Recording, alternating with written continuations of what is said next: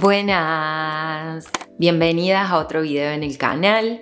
En este video, mientras sigo bordando postales, les voy a estar contando sobre una artista que yo conocía una parte de su producción por haber estudiado arte, pero que a partir de investigar para este proyecto puntual me encontré con un libro que me introdujo a toda otra parte de su trabajo que yo desconocía, así que tengo ganas de compartírselos. Este artista es nada más y nada menos que Marc Chagall. Así que vamos a empezar. Marc Chagall nació en 1887 en Vitebsk, en la que hoy se conoce como Bielorrusia, y fue un pintor de origen judío. Y menciono su religión porque es un dato fundamental para entender su obra y lo que les voy a contar en este video. Nos posicionemos primero históricamente. Desde finales del siglo VIII y hasta fines de la Primera Guerra Mundial en 1918, el gobierno imperial ruso confinó a los judíos a vivir en la que se denominaba zona de asentamiento, que abarcaba las actuales Ucrania, Bielorrusia, Polonia, Lituania y Letonia. Esto condujo a la creación de pueblos, mercados judíos en toda la actual Europa del Este, es decir, que tenían sus propios mercados, escuelas, hospitales y otras instituciones comunitarias. Tras el fin de la guerra, 4 grandes imperios dejaron de existir tal y como eran hasta el momento: el alemán, el ruso, el austrohúngaro y el otomano. Tanto el Estado de Alemania como el ruso perdieron una parte importante de sus territorios antiguos, mientras que el austrohúngaro y el otomano se desmantelaron. El mapa de Europa y sus fronteras cambiaron por completo y se constituyeron nuevos estados. A fines de la Primera Guerra Mundial se dio la Revolución Rusa, que concluyó con la creación del primer estado en la historia autodenominado socialista. Esta es la Unión Soviética. Entonces, volvamos a Chagall. Nacido, ya les digo, en 1887 en el Imperio Ruso de aquella época, en Bielorrusia, en una de estas zonas de asentamiento. Y tengamos en cuenta que a los niños judíos no se les permitía asistir a escuelas regulares y a las universidades. En las universidades tenían cupos. El movimiento dentro de estas ciudades también estaba restringido y severamente controlado, por lo que Chagall recibió su educación primaria en la escuela religiosa judía local, donde estudió hebreo y la Biblia. A los 13 años, la madre de Chagall intenta matricularlo en una escuela secundaria regular y Chagall recuerda que en esa escuela no aceptaban a judíos y que entonces su madre, sin dudarlo ni un instante, se acercó a un profesor y le ofreció 50 rublos para que lo dejara asistir, lo cual este profesor aceptó. Y en este momento es cuando Chagall empieza a retirar libros de la biblioteca y a copiar dibujos de estos libros. Y más tarde contaría que este fue su inicio en el mundo del arte. En 1906 descubrió el estudio de Yuri Pen, un artista realista que dirigía una escuela de dibujo en su ciudad, en Vitebsk. Al mismo tiempo, los futuros artistas Lissitzky y Osip Sadkin también fueron alumnos de Pen. Sin embargo, tras unos meses en esta escuela, Chagall se da cuenta de que el retrato académico no era lo suyo, no era para él. Goodman señala que durante ese periodo de la Rusia imperial, los judíos tenían 2 maneras de incorporarse al mundo del arte. Una era ocultar y negar sus raíces judías, y la otra, que fue la elegida por Chagall, era valorar y expresar públicamente sus raíces judías, integrándolas en sus producciones artísticas. Para Chagall esa era también su forma de autoafirmación y expresión de sus principios. Para él, la esencia de su religión consistía en entregarse a la bondad, la confianza, la alegría, la felicidad y la voluntad divinas. Y sus vivencias de la infancia serán eternas influencias en su obra. Al año siguiente, en 1907, se muda a San Petersburgo y estudia unos breves años en la Escuela Imperial de Arte de San Petersburgo. Estuvo ahí hasta 1910, visitando con frecuencia Vitebsk, donde conoció a Bela Rosenfeld, que va a ser el gran amor de su vida, con quien se casaría tiempo después y estarían juntos hasta la muerte de Bela. La historia de amor de ellos también es muy bonita y ella tuvo un rol fundamental en su inserción, sobre todo en los círculos intelectuales de la época.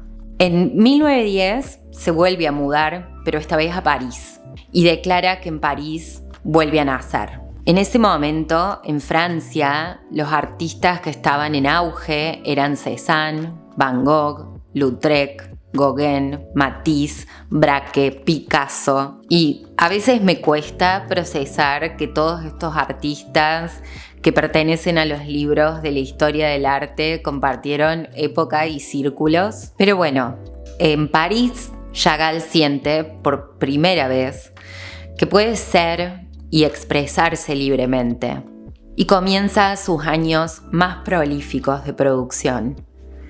Para cuando sucede la Revolución Rusa que les contaba al principio, Chagall participa activamente y se vuelve a Vitebsk y lo nombran comisario de Bellas Artes.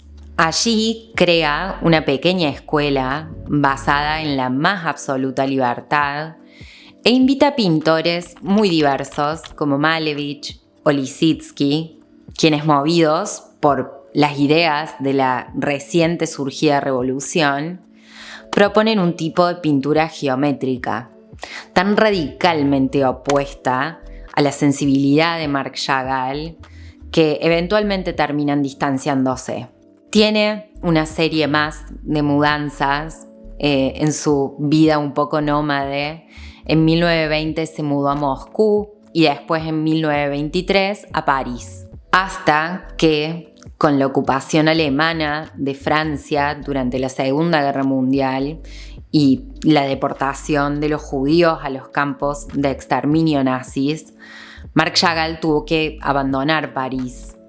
Finalmente, con la ayuda de algunos de sus contactos cercanos, en 1941, Chagall y Bela se exilian en Estados Unidos. Por lo que hay que entender que toda la vida de Chagall consiste en un ir y venir, intentar asentarse en un lugar y tener que huir de nuevo, no por voluntad siempre, sino también por supervivencia. La persecución religiosa y los prejuicios de estos años fueron brutales. Y aún así, desde 1925, Chagall no deja de hablar en sus cartas recuperadas que está involucrado en un proyecto de ilustración del Génesis bíblico para el editor de Vollard en París. En una carta a Leo Koegnig dice: «Haré los profetas, a pesar de que el ambiente aquí no es profético. Al contrario, reina el mal, hay que oponerse. Por más extraño que parezca en nuestra época, que a pesar de sus numerosas realizaciones considero desquiciada, uno siente la necesidad de escapar a otra dimensión y de no olvidar que las modas han arruinado el icono de fe clásico de las religiones. Hace rato ya que el arte no huele bien. La pureza del alma fue sustituida por una cloaca. Perdone mi crudeza. Lo que hago ahora es un libro de los profetas para Vollard, con 100 grabados». Y revela que lleva por lo menos 5 años trabajando en este proyecto. Evgenia Kuzmina dice: «Como resultado de un encargo de Vollard en 1930, Chagall concibió sus bocetos durante un periodo marcado por el antisemitismo y la amenaza de la guerra, circunstancias políticas sombrías que se reflejan en su iconografía. El lenguaje corporal de los personajes y la utilización simbólica del color son recursos artísticos que construyen la semántica bíblica de las obras. El universo bíblico de Chagall está impregnado del misterio y de la belleza cósmica que están presentes en la naturaleza y que se encuentran en los rasgos espirituales de los profetas, de los ángeles, de los animales. Los personajes de Chagall flotan en atmósferas. Mircea Eliade dice: Chagall ha descubierto el misterio y el carácter sagrado de la naturaleza. La naturaleza que creó es primitiva y materna, un lugar donde el hombre, el animal y el ángel viven juntos, en paz, bajo la mirada de Dios o bajo una gran luna. Otra visión interesante, en realidad respaldada por el mismo Chagall, es la de Jacques Maritain, que dice: aquí Chagall no ha querido ser judío. Él escuchó la poesía de la Biblia y solo quiso representar esa poesía. Marc Chagall, en sus propias palabras, dijo que consideraba la Biblia como la mayor fuente de poesía de todos los tiempos y un eco profundo de la naturaleza humana. Y puedo entender perfectamente a qué se refiere. Yo no soy religiosa particularmente, pero habiendo leído algunos de los libros de la Biblia para este proyecto artístico, realmente es un texto muy poético, lleno de metáforas y simbolismos, más allá de la enseñanza religiosa.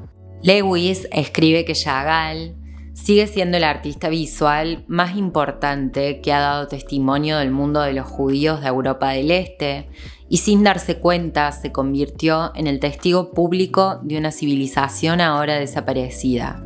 De igual manera, Chagall tenía una relación compleja con el judaísmo. Por un lado, por supuesto que estaban sus antecedentes culturales, judíos bielorrusios, y que eran muy importantes para su imaginación artística. Pero de adulto no era judío practicante, y aún así, a través de sus pinturas, intentó continuamente sugerir un mensaje más universal, utilizando temas tanto judíos como cristianos. A mí particularmente siempre me atrajeron mucho los bocetos de estos artistas, no las obras seleccionadas y consideradas finales, digamos, para exhibir, sino los bocetos, los ensayos, las composiciones preliminares. Y en esta serie puntual es interesante que de algunos de los pasajes que elige ilustrar hay múltiples bocetos, además de la obra final, que dejan ver su proceso de pensamiento y las divergencias. Tienen distintos tratamientos. Algunos son ensayos de color y otros de forma. Y estos bocetos son más sintéticos y más deformes también. Y lo que me pasa personalmente es que todos estos bocetos se sienten urgentes. Y no porque lo estuviesen apurando en su encargo desde Vollard, sino en un sentido de la vehemencia, de la urgencia creativa, cuando uno tiene una idea que necesita bajarla al papel porque se presenta a borbotones. Es algo difícil de explicar y que no es la forma de trabajar de los artistas contemporáneos en general, pero que cuando sucede es maravilloso e imperioso. Chagall, por supuesto, es considerado uno de los artistas modernistas más influyentes del siglo XX, tanto por ser uno de los primeros modernistas como por su importante papel dentro de la tradición artística judía.